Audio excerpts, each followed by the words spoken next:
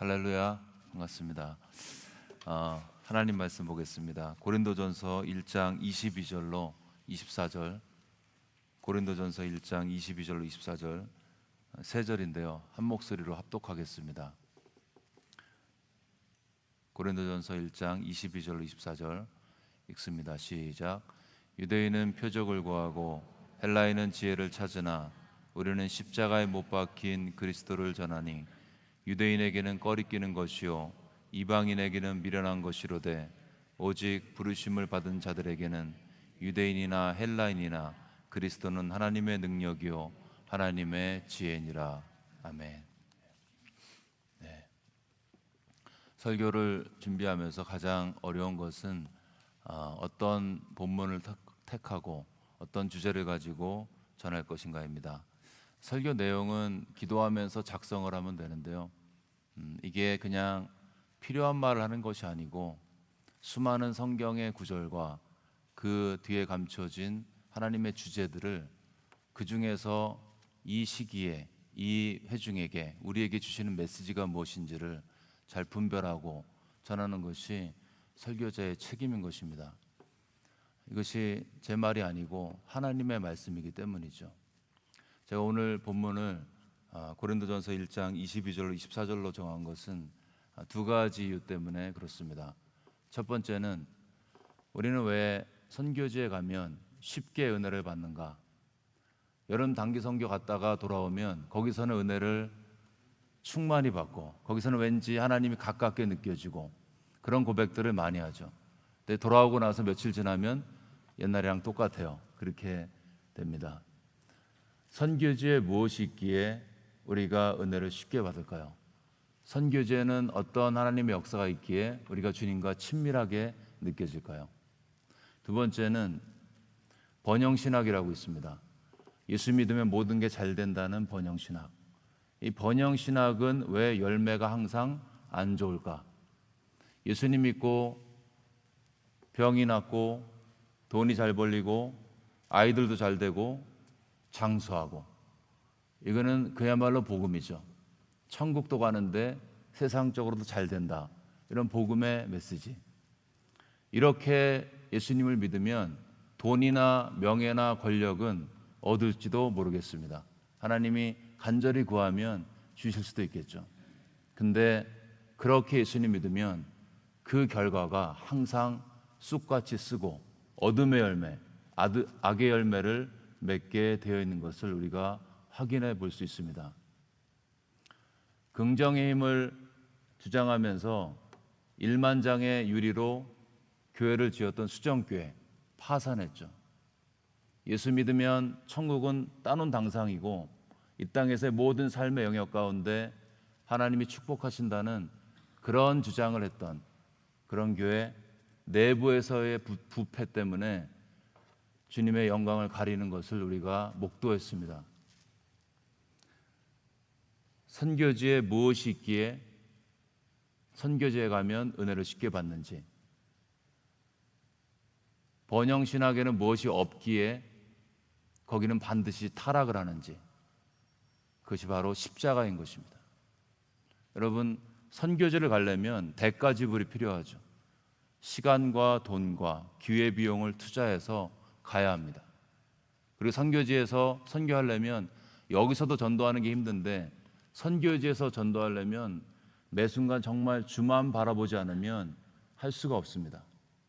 모든 것이 낯설고 불편하고 힘든 환경에서 주님의 복음을 증거해야 되기 때문에 계속해서 대가를 지불하는, 십자가를 지는 믿음의 헌신이 없으면 불가능하죠.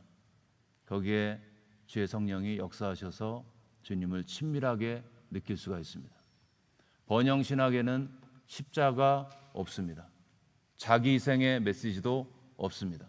자기 부인도 없습니다.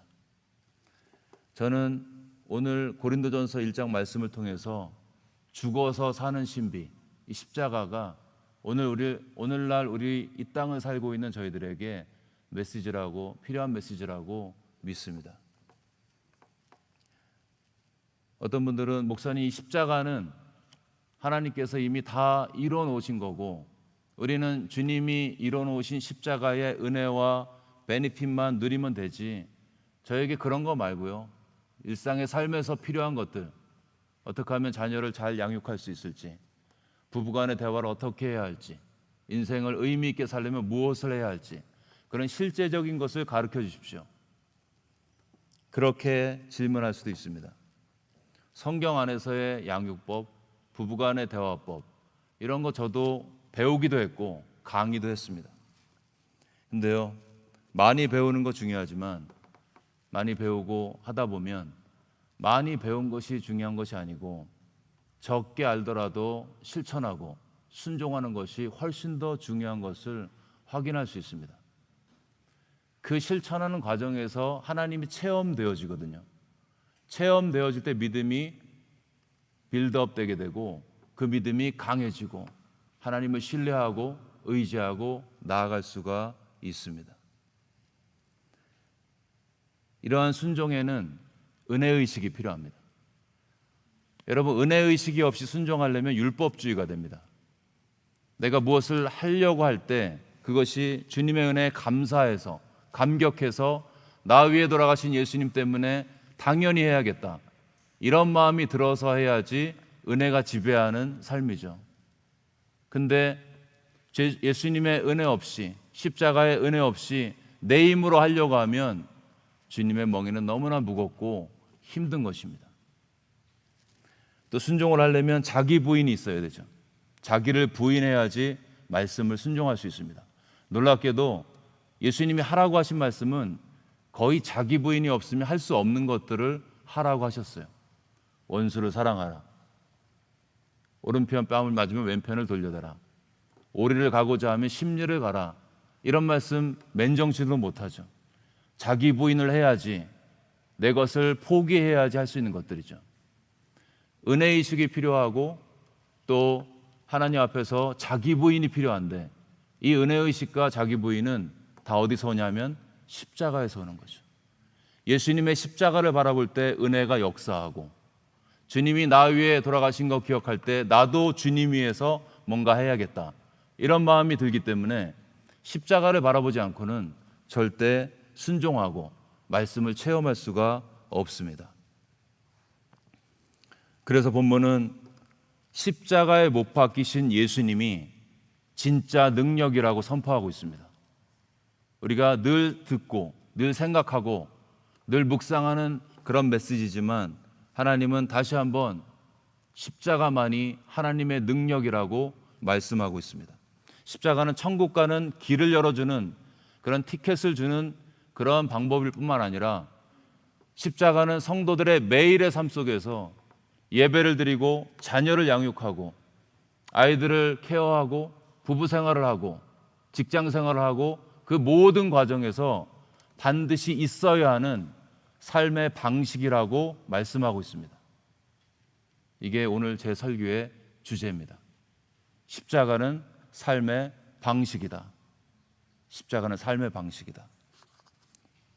우리가 하나님 앞에서 거룩한 삶을 살기 위해서, 승리하는 삶을 살기 위해서 매일 붙들어야 할 것이 있다면 그것은 바로 못 박히신 그리스도인 것입니다. 오늘 본문에서 고린도 교회에 분열의 문제가 있었죠. 나는 바울파고, 나는 아볼로파고, 나는 게바파고, 심지어 나는 그리스도파야, 파벌이 있었습니다. 여러분, 17절까지 바울이 이 분열의 육신의 일을 이야기한 다음에 18절에 갑자기 십자가를 선포하고 있습니다. 이 문맥에 의하면 이 분열이라는 육신의 일에 대한 하나님의 말씀의 해결책은 십자가에 못 박히신 예수님이셨습니다. 바울이 문제 속에서 갈등 가운데 있는 사람들 모아놓고 끝장 토론해보자, 신학적으로 토론해보자, 이렇게 하지 않았죠. 이분들이 친하지 않아서 그러니까 이제부터 교제합시다, 그렇게 하지 않았습니다. 바울이 한 것은 이 분열이라는 몸살을 앓고 있는 고린도 교회 성도들에게 진짜 문제 해결책이 무엇인지 증거하고 있는데, 그것이 바로 예수님의 십자가인 것입니다. 우리도 문제 속에 쌓여 있죠. 이 개인의 문제 많이 있습니다. 인간관계의 문제, 걱정과 염려의 문제, 중독과 죄의 문제, 자녀의 문제, 부부간의 문제, 고부간의 문제, 장래에 대한 두려움과 불안의 문제, 우리 사회도 마찬가지입니다. 여러분, 고대로부터 동성애 같은 거는 개인의 수치였죠. 몰래 숨어서 하는 것이었습니다. 근데 역사상 이렇게 국가가 공적으로 이게 죄가 아니고 정상이다, 이런 법을 만들고 공포했던 적이 역사상 없었습니다. 아마 소돔과 고모라 땅에 있는 그 지옥에 있는 사람들이 하나님께 항의할 것입니다. 하나님, 우린 심판했으면서 저 사람들 왜 그냥 두시냐고. 예전에는 절대 악에 대한 회의론이 없었죠. 한 사람에게 악한 것이면 모든 사람이 다 동의했습니다. 다 악한 거야. 지금은 그렇지 않죠. 당신한테 악한 거 나는 선한 거야. 당신의 선과 악의 개념을 나한테 강요하지 마십시오. 이런 시대를 살고 있습니다. 예전에 음란물이 소수만 볼 수 있었습니다. 지금은 안방과 손안의 셀폰까지 침투해 있습니다. 개인과 사회는 문제 속에 쌓여 있습니다. 미국 땅에 살면서 우리가 그렇게 인사를 많이 하죠. How's it going? 그 뭐라 그러죠? I'm fine. 그렇게 대화를 주고받지만 그걸 저도 하면서 항상 종종 드는 생각은 우리는 fine하지 않은데, 우리는 오케이하지 않은데, 우리 개인의 삶을 봐도 사회를 봐도 문제투성인데 그냥 그렇게 I'm fine 하면서 살아가고 있습니다. 여러분, 정말 괜찮으십니까? 정말 오케이인가요? 오늘 본문은 이렇게 어려움과 고통 가운데 있는, 문제투성이 가운데 있는, 어찌할 바를 몰라서 어느 길로 가야 할지 고통 가운데 있는 고린도 교회 교인들에게 하나님의 말씀은 십자가에 못 박히신 예수가 해결책이라고 말씀하고 있습니다.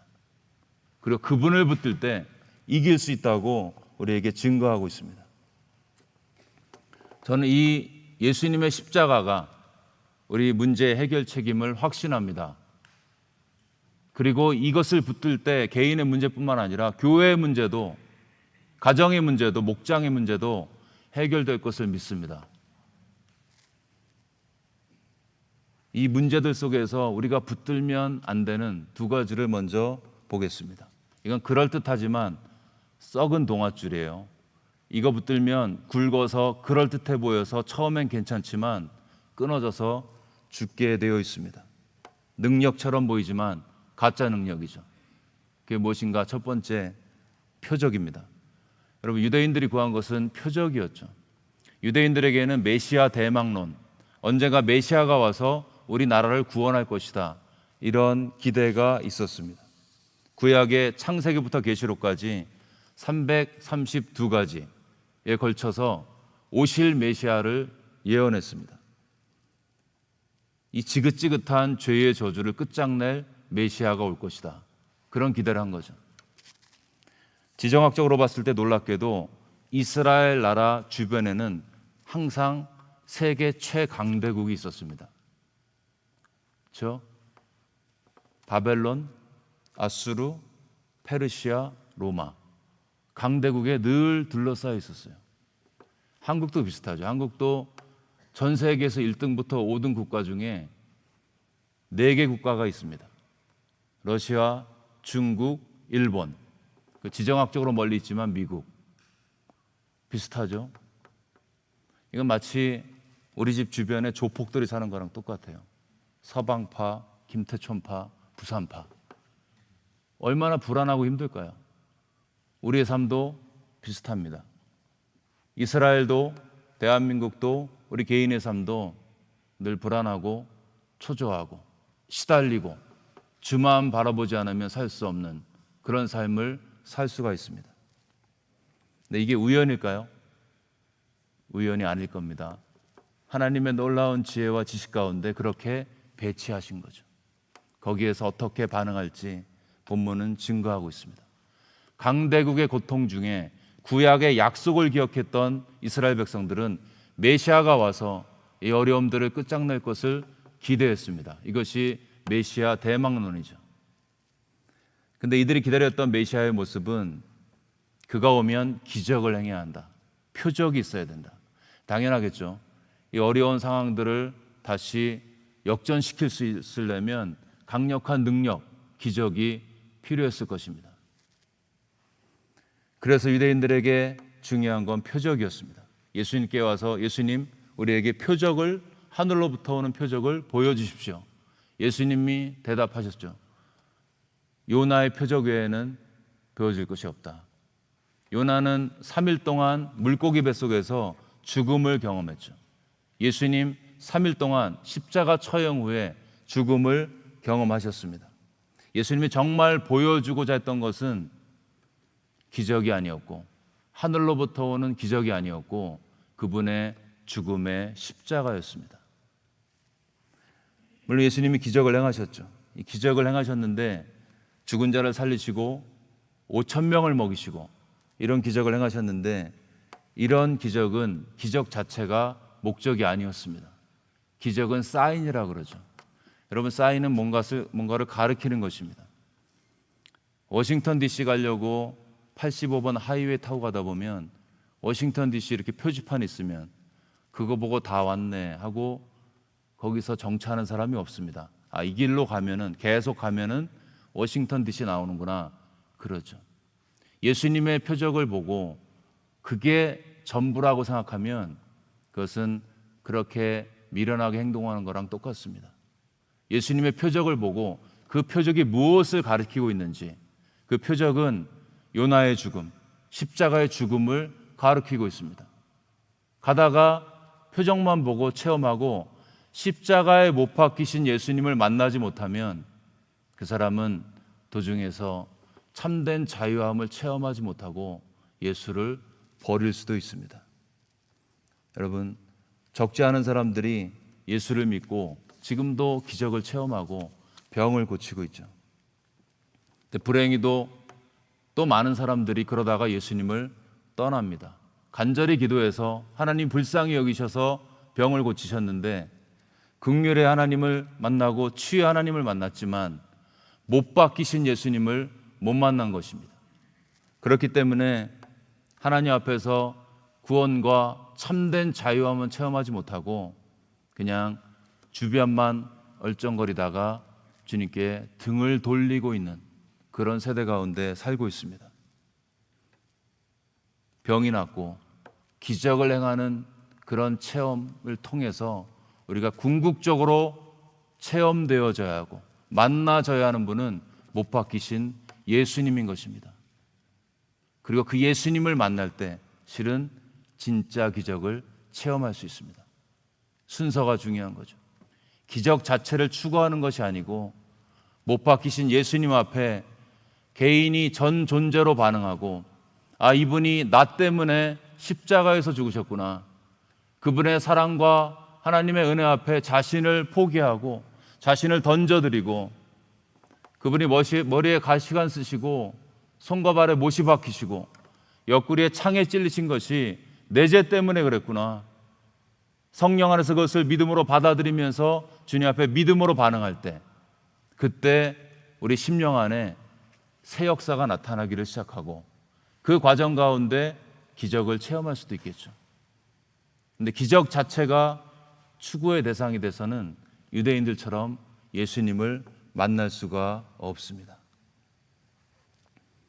이 순간에도 목사님 십자가 설교 이런 거 말고 나에게 실제적인 거, 내 문제를 해결할 기적의 주님을 이야기해 주십시오.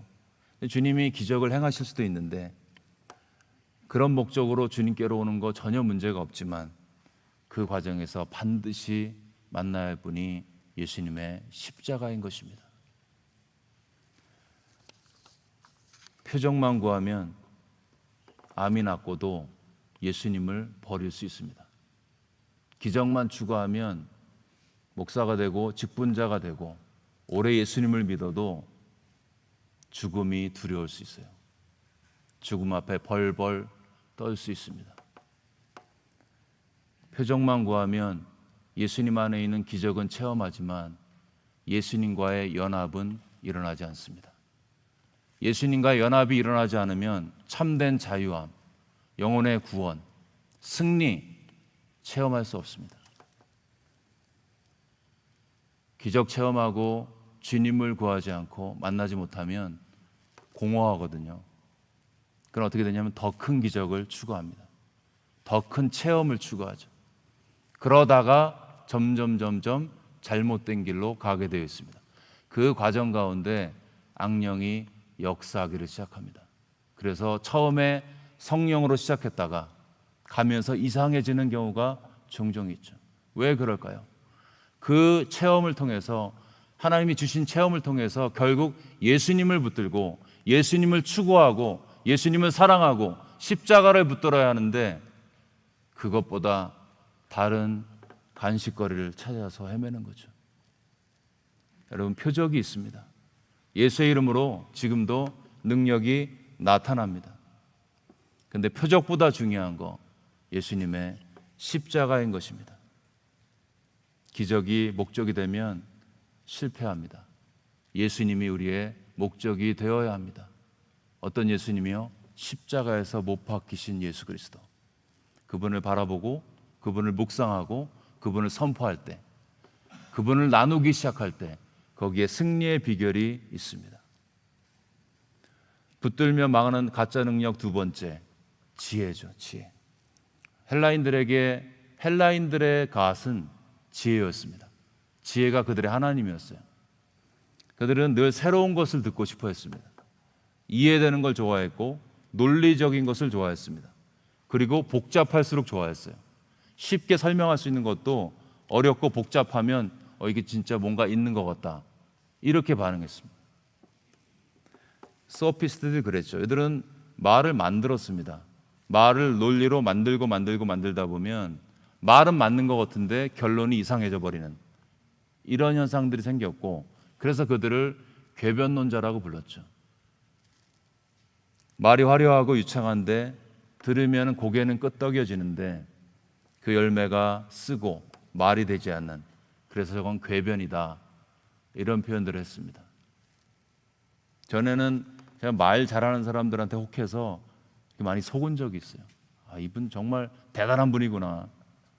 근데 시간이 지나면서 경험하면서 알게 됐습니다. 말이 화려할수록 실속이 없다. 말을 잘하고 화려한 사람들은 작은 것도 엄청 크게 만들 수 있어요. 찻잔 속의 태풍처럼 아무것도 아닌 건데 크게 만들어서 침소봉대를 만들어서 얼마든지 그렇게 만들 수 있습니다. 반대로 말이 별로 없는 분들은 사실은 그분들은 표현을 못해서 그렇지 그분이 말하는 것보다 훨씬 더 괜찮은 분일 가능성이 훨씬 많습니다. 주님 앞에 설 때에 다 드러나겠죠. 말만 했는지, 그대로 살고 그대로 진실되게 순종했는지. 지혜가 하나님이 된 헬라인들에게 십자가는 얼마나 미련해 보일까요? 하나님의 아들이 인간의 몸을 입고 태어났다. 30살까지 목수의 아들로 그냥 그렇게 살았다. 30살이 되어서 병을 고치고 공적인 사역을 하고 선한 일을 하다가 패역한 자들에 의해서 십자가에서 죽었다. 근데 그가 예수고 그가 그리스도고 그가 구세주다. 근데 그분을 믿고 영접하면 구원받는다. 이 메시지는 얼마나 황당해 보이고 믿을 수 없는 메시지였을까요? 여기에는 헬라인들이 좋아하는 고도의 사고력 전혀 없습니다. 성육신과 십자가와 부활이라는 역사적 사실만 있을 뿐이죠. 여기에는 헬라인들이 좋아하는 지적인 파워 필요 없습니다. 유치부 아이들도 금방 듣고 이해할 수 있는, 예수님이 나의 죄 때문에 돌아가셨지, 그분을 믿으면 구원받을 수 있어, 단순한 역사적 사실에 대한 동의만 필요한 거죠. 지혜를 추구했던 헬라인들에게 십자가는 너무나 단순하고 너무나 유치하고 너무나 찝찝하고 너무나 엉터리였습니다. 여러분, 혹시 예수님을 믿는 과정에서 내가 혹시 뭘 잘 몰라서 공부를 더 많이 못해서 그래서 내가 예수님을 잘 누리지 못하는가 그렇게 생각하고 있습니까? 초대교회 교인들을 보십시오. 그들에게는 주석서도 없고 신앙 서적도 없고 성경 공부 교재도 없습니다. 유튜브에 설교 채널도 없었겠죠. 그들에게 있었던 것은 예수가 나의 죄 때문에 돌아가셨다. 우리가 못 박은 그 예수가 실은 하나님이 보내신 메시아였다. 이렇게 거룩한 분을 우리가 죽였으니 내 이 죄를 내가 어떻게 감당할까? 가슴을 치면서 회개하면서 믿음으로 반응했습니다. 딱 그것만 믿었습니다. 그러고 그 단순한 믿음 때문에 그들은 로마를 뒤집었습니다. 여러분, 중세시대는 이 복음을 철학화했습니다. 복음의 의미를 많이 개인의 삶 속에 묵상을 하고 철학화했죠. 근데 신기하게도 중세는 영적인 암흑기였습니다. 초대교회는 예수님의 복음을 단순하게 믿었고 나 위에 돌아가신 예수님 위해서 내가 삶을 드려야겠다는 믿음의 결단이 있었고 전 존재로 반응했고 그 반응 속에 세상을 뒤집었습니다. 승리를 할 수 있었죠. 우리에게 지식과 논리가 필요하지만 그래서 저도 주석을 읽고 책을 읽고 하지만 3CD를 듣고 619와 큐티를 해야 하지만 그 과정에서 못 박히신 예수님이 삶의 방식이 되지 않으면 소화되지 않은 그런 영적 양식은 내 안에서 부패되어서 나를 힘들게 하고 주변을 고통스럽게 할 수 있습니다. 계속 배워야 하고요. 큐티도 해야 하고 성경 공부해야 합니다. 그러나 동시에 한 손에는 나 위에 돌아가신 예수님, 십자가 지신 예수님, 그 예수님을 기억하고 묵상하고 선포하는 거 같이 할 때에 비록 많이 알지 못한다 할지라도 그 적은 지식이 나를 살리고 세상을 바꿀 수가 있습니다. 그런 개인과 교회는 세상에 승리하는 개인, 교회로 주님의 영광을 선포할 수 있습니다. 오늘 그래서 주님은 우리가 다시 바라봐야 할 것, 예수님의 십자가라고 본문을 통해 말씀하고 있습니다. 왜 이런 현상이 나타날까요? 첫 번째는 이 십자가는 우리 자신의 자아를 십자가에 못 박는 것입니다. 여러분, 자기의에 충만한 사람이 많으면 분열이 일어납니다. 그렇죠? 초대교회, 고린도교회의 분열은 내가 옳다는 거예요. 자기의가 옳기 때문에 남은 틀리고 받아들일 수 없기 때문에 점점 분열이 되는 거죠. 자기의에 충만한 사람은 자기가 세워질 것 같죠. 내가 옳아 이렇게 늘 주장하면 내가 세워질 것 같은데 놀랍게도 자기의는 자기 파괴로 이어지게 되어 있습니다. 자기가 점점 파괴되어집니다. 왜냐하면 우리의 의는 더러운 옷과 같아서 냄새나고 추하고 더럽기 때문에 그 더러운 의를 내가 숭상하고 주장하고 높이면 잘 될 것 같지만 결국 자기 파괴, 그런 멸망 가운데 갈 수밖에 없습니다. 그리고 자기의로 충만한 사람 옆에 있으면 힘들어요. 늘 주장이 너무 강하고 그러면 옆에 사람들이 잘 안 모입니다. 예수님이 그러지 않으셨죠. 예수님은 아이들도 쉽게 접근하고 세리와 창기도 같이 밥 먹고 이런 분이셨죠. 내가 옳아 그러면서 늘 판단하고 정죄하고 그러지 않았습니다.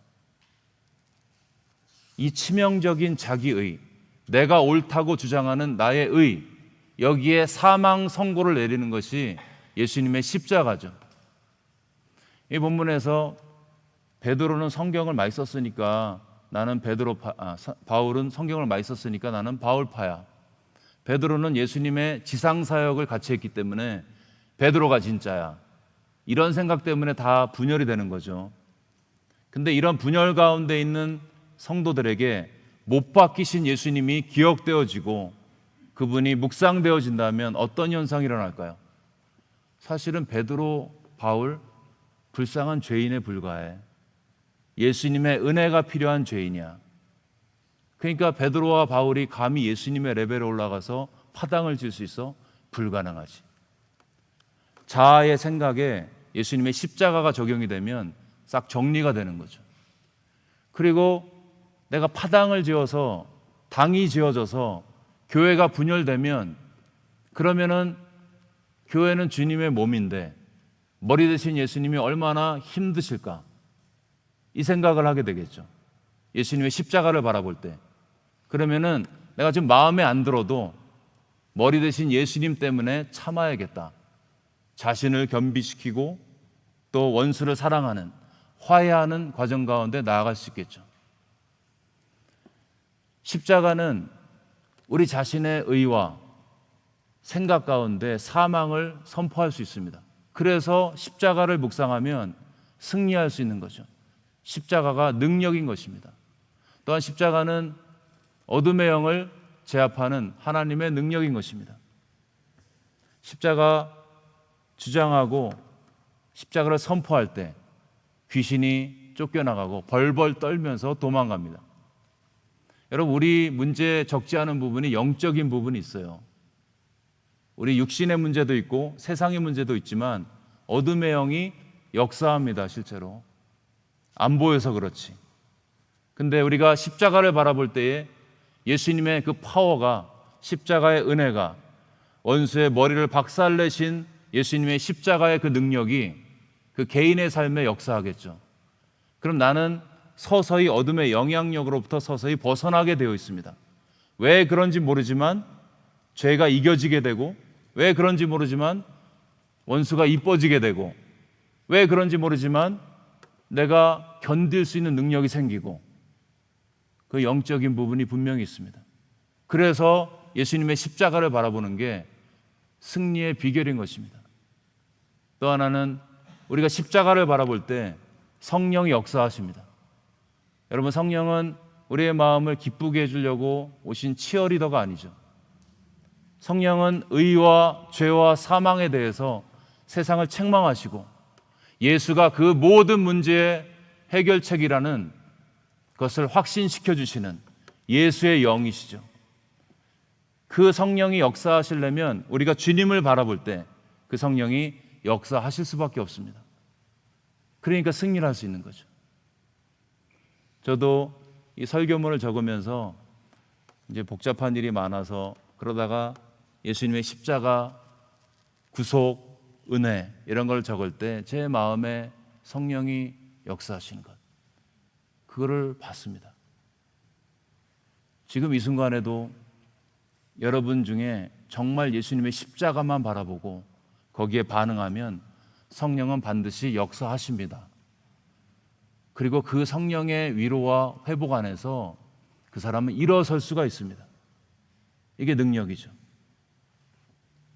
예수님의 십자가가 우리의 자아의 생각에 사망을 선포하고 어둠의 영을 쫓아내고 그리고 성령의 역사를 끌어당기고, 그러면 우리 문제 해결할 수 있겠죠.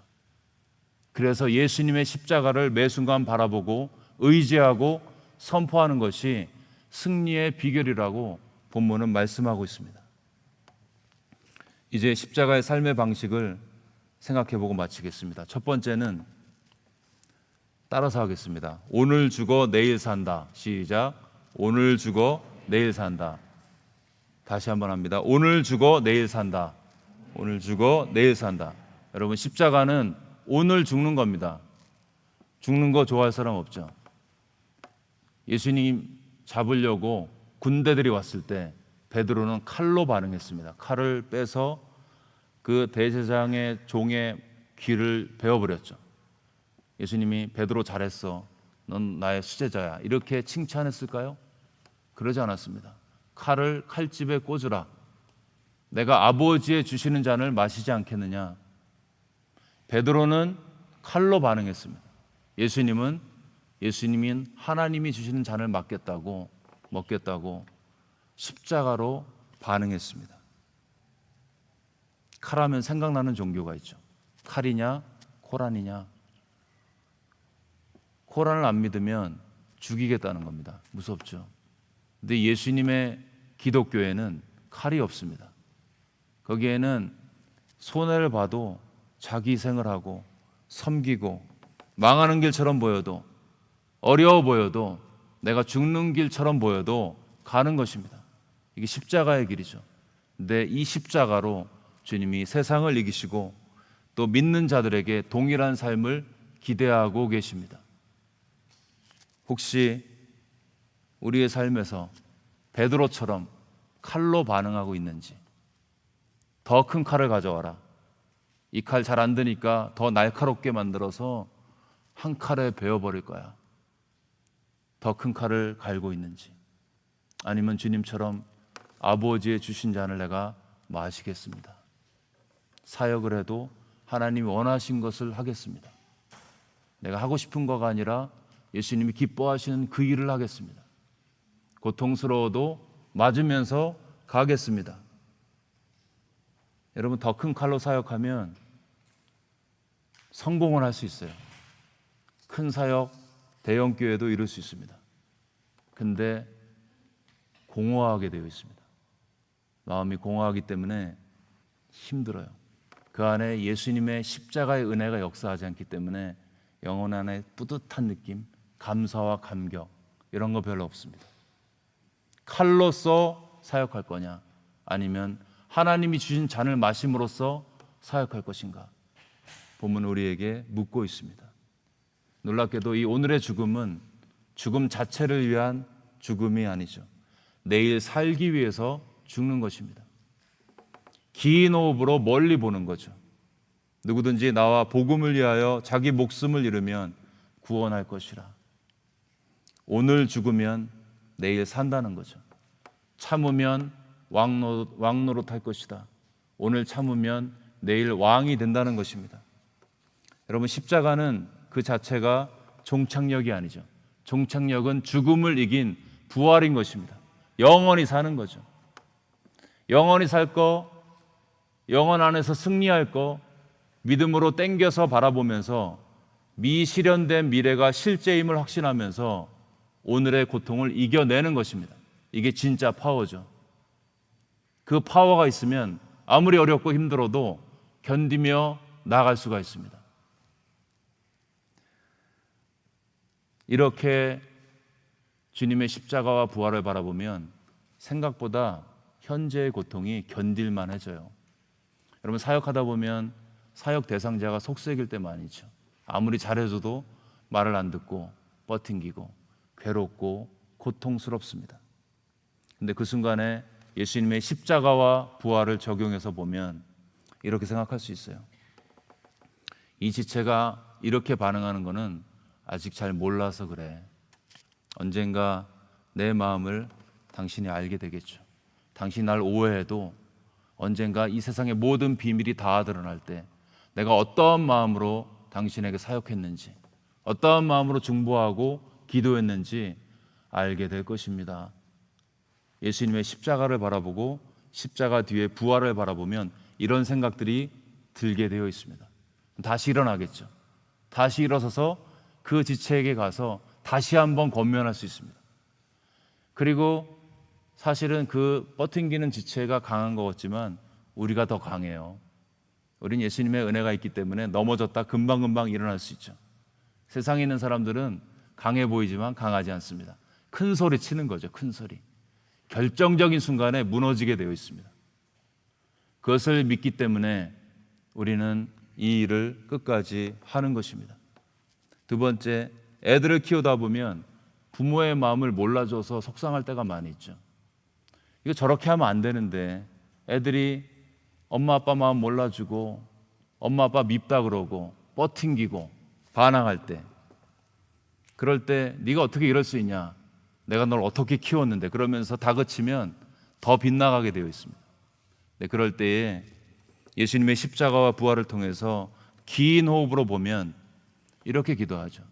이 아이가 이렇게 반응하는 거 아직 어려서 엄마 아빠의 마음을 이해하지 못하는구나. 근데 언젠가 너도 알게 될 거야. 엄마 아빠가 어떤 마음으로 너에게 말을 하고 사역했는지, 어떠한 눈물의 기도를 드렸는지 언젠가 알게 될 거야. 어쩌면 엄마 아빠가 살아있을 동안에 그거를 모를 수도 있겠다. 근데 영혼 안에서 내가 하나님 앞에서 부모로서 해야 할 일을 다 했다는 거, 그걸로 충분해.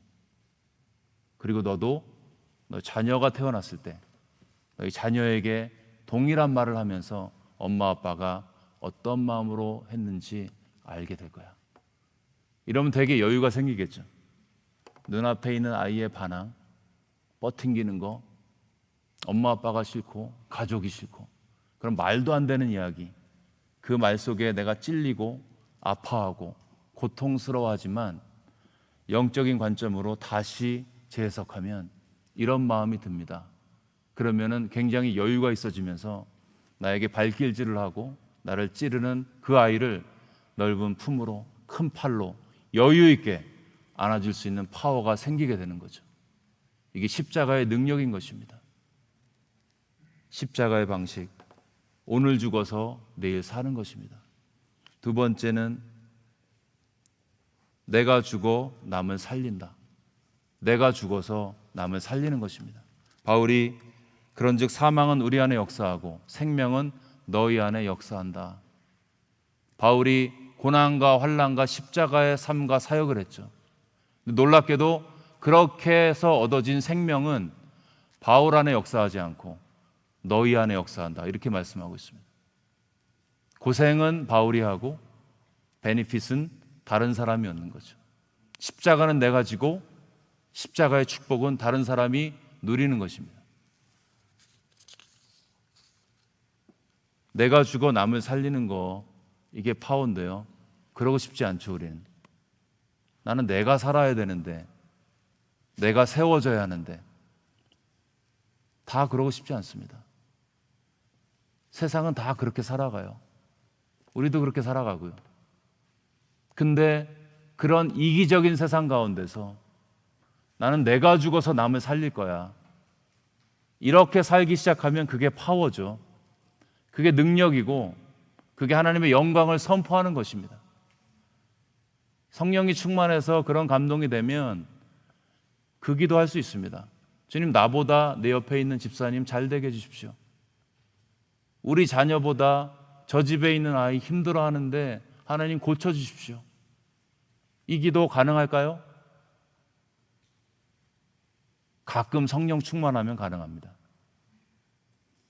이 바울과 모세가 했던 기도죠. 하나님, 내 생명을 생명책에서 지우시더라도 이스라엘 백성을 기억하십시오.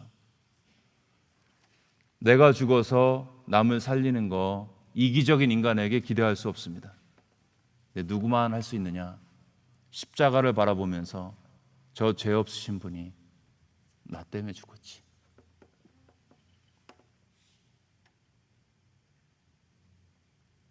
죄 없는 어린 양이 이 은혜가 임하면 그 사람은 남을 위해서 기도해 줄 수 있습니다. 내가 죽고 손해봐도 맞으면서 갈 수 있습니다. 여러분, 이기적인 세상 가운데서 하나님의 사람들이 십자가를 묵상하고 십자가를 선포하고 십자가를 삶의 모드로 만들어서 살아간다면 이 어두운 세상 가운데 새벽별과 같이 하나님의 영광이 선포되어지고, 그렇게 사는 개인과 교회는 주님의 영광의 도구로 쓰임받게 될 것입니다. 그래서 십자가는 능력인 것입니다. 앞을 보지 못하는 중년이 있었습니다. 중년 여인이 있었습니다. 이 여인은 앞을 보지 못하기 때문에 교회 사역을 할 수 없고 교회를 갈 수가 없습니다.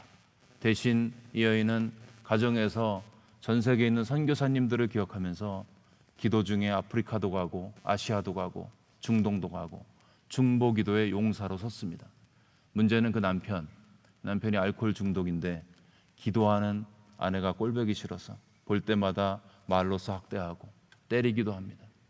이 여인은 그 남편의 학대에 육신으로 반응하지 않고, 남편이 그렇게 반응하니까 남편이 자는 사이에 새벽에 깨어서 기도합니다.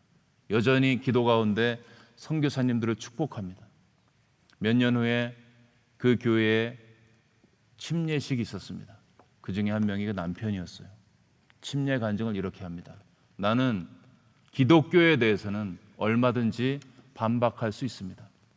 근데 내 안에 역사하는, 내가 그렇게 핍박을 하고 그렇게 때리고 그렇게 어렵게 했어도 나를 끝까지 사랑하고 품어주고 날 위해 기도했던 저 안에 역사하는 그 능력, 난 부인할 수 없습니다. 그러면서 침례를 받습니다. 이 안에 자기가 죽어서 남편을 살린 것입니다. 육신적으로 칼을 갈고 그렇게 하지 않았습니다. 이 안에는 남편을 위해서 죽어지는 삶을 살았고, 영혼 안에서 그 남편이 돌아올 것을 바라보면서 기도했고 결국 승리했습니다. 오늘 죽어 내일 사는 능력, 내가 죽어 남을 살리는 능력, 이것이 십자가라고 말씀하고 있습니다. 고린도 교회에 분열의 문제가 있었습니다. 우리의 삶에도 많은 문제가 있고 우리의 가정과 목장과 우리는 오케이하지 않습니다. 교회도 마찬가지, 지역사회, 나라 전체적으로 오케이하지 않죠. 우리가 세상 사람들처럼 표적으로 지혜로 이 문제 해결할 수 있을까요? 아마 안 될 겁니다. 하나님의 말씀은 십자가에 못 박히신 예수님, 그 예수님이 기억되어지고 바라보아지고 묵상되어지고 선포되어지고 삶의 모든 부분에서 적용되어질 때 그러한 개인과 그러한 목장, 가정, 교회를 통해서 그 문제를 해결하실 것이라고 말씀하고 있습니다.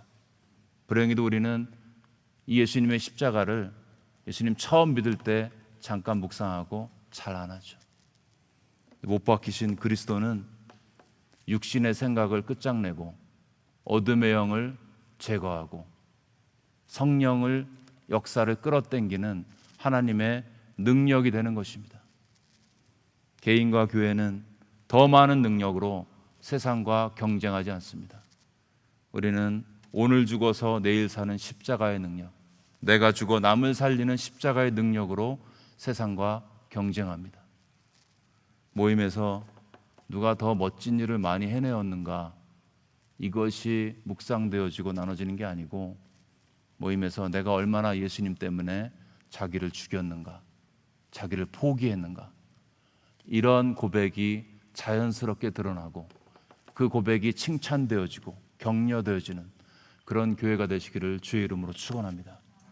개인의 기도 가운데 내가 주님을 얼마나 더 잘 섬겼는가가 아닌, 나는 얼마나 예수님의 은혜가 필요한 죄인에 불과한가, 이것이 기도 가운데 고백되어지시기를 주의 이름으로 축원합니다.